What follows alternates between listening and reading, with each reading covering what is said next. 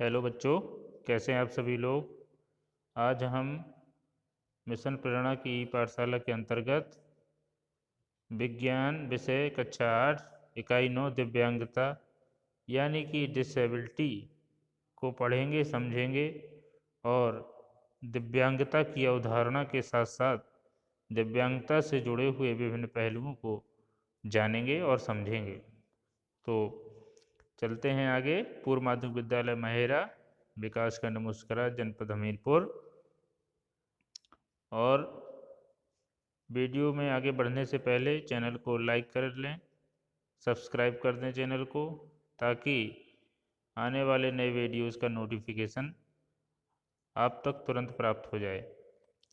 तो चलिए, इकाई 9 दिव्यांगता डिसेबिलिटी, इसमें हम दिव्यांगता के कारण, दिव्यांगता के लक्षण एवं प्रकार, चोट लगने पर प्राथमिक उपचार, दिव्यांगता के प्रति राष्ट्रीय एवं अंतर्राष्ट्रीय स्तर पर प्रयास एवं सामाजिक दायित्वों के बारे में पढ़ेंगे।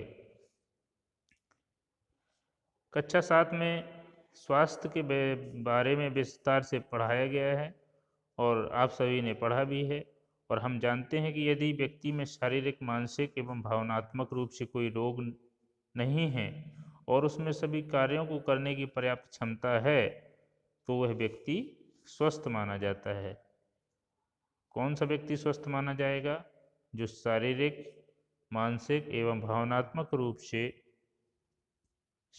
सभी कार्यों को करने में पर्याप्त क्षमतावान हो, पर्याप्त सक्षम हो, तभी हम उस व्यक्ति को स्वस्थ व्यक्ति की श्रेणी में रखते हैं।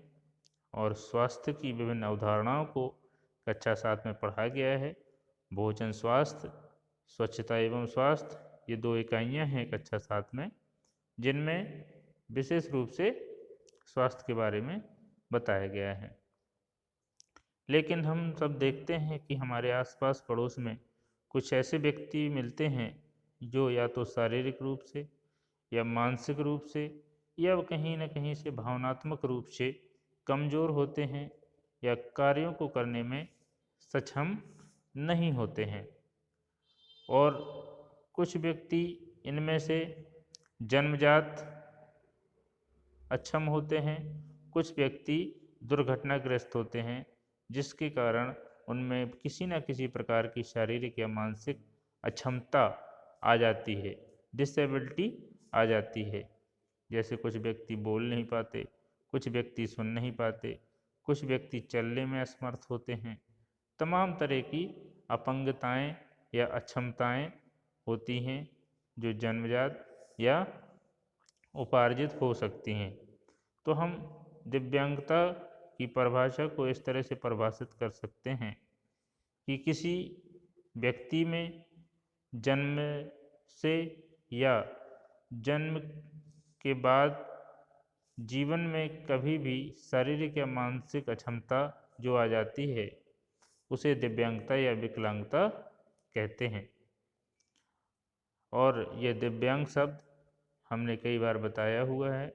पहले विकलांग कहा जाता था, लेकिन माननीय प्रधानमंत्री श्री नरेंद्र मोदी जी के द्वारा विकलांग शब्द को थोड़ा सा अच्छा न मानते हुए उसको दिव्यांग शब्द में परिवर्तित कर दिया गया। विकलांग की जगह दिव्यांग कहा जाने लगा। दिव्यांग से मतलब है कि एक अतिरिक्त शक्ति, अतिरिक्त ऊर्जा या अतिरिक्त क्षमता, भगवान किसी की आंखें छीन लेते हैं तो उसको और दूसरी तरह की क्षमताएं देता है, जिससे वो अपने जीवन को संचालित कर सके। किसी का एक हाथ होता है, वो भी जीवित है। किसी के एक पैर है, किसी के दोनों पैर नहीं है, वो भी जीवित हैं।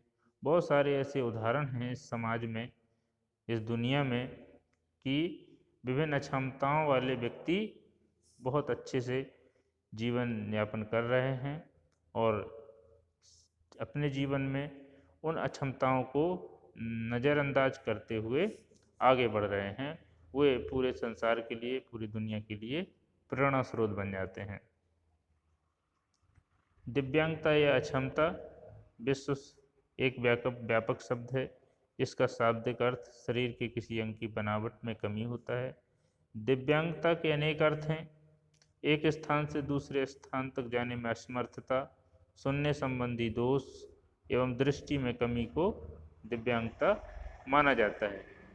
विश्व स्वास्थ्य संगठन WHO की माने तो अक्षमता किसी व्यक्ति को अलग अलग तरह से प्रभावित कर सकती है।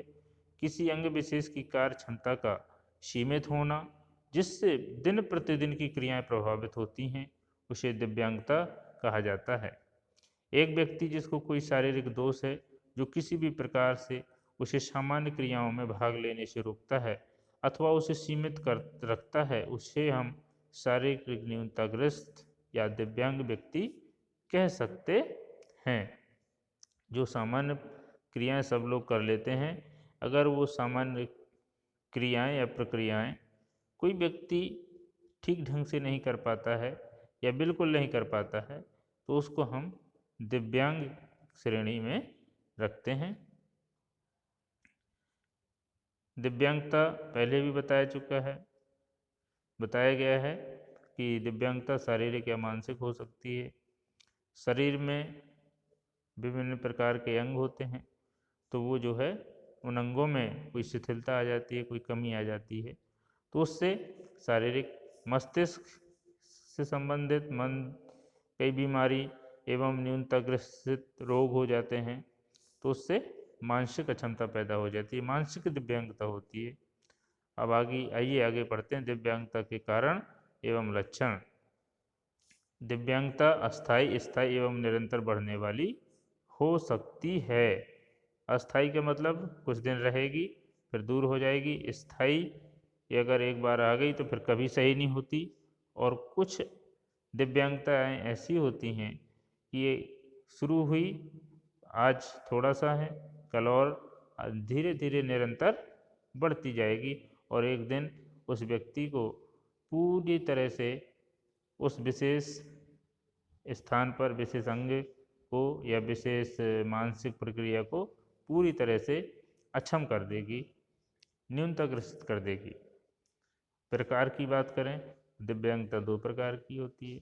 एक जन्मजात दिव्यांगता, यानी जन्म से ही जो दिव्यांगता परिलक्षित हो, दिखाई दे, उसे हम जन्मजात दिव्यांगता कहते हैं। यह आनुवंशिक अथवा गर्भ के दौरान संक्रमण, विकिरण या दवाओं आदि के दुष्प्रभाव से हो सकती है। आनुवंशिक का मतलब है कि एक पीढ़ी से दूसरी पीढ़ी तक उस न्यूनता ग्रसित रोग का पहुंचना।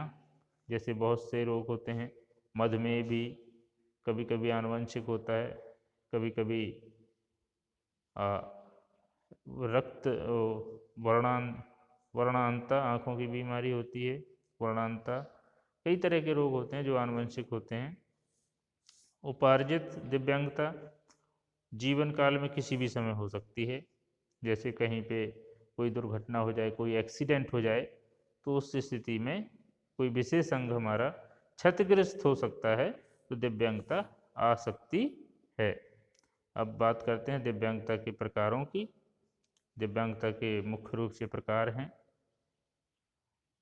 और यहाँ पर केंद्र सरकार ने अगर दिव्यांगता की बात करें तो 21 प्रकार की अक्षमताओं को दिव्यांगता की श्रेणी में रखा गया है, जिनका वर्णन नीचे कुछ दिया है। जैसे दृष्टिबाधिता, इसमें दृष्टि यानी आँखों से संबंधित होते हैं ये अक्षमता।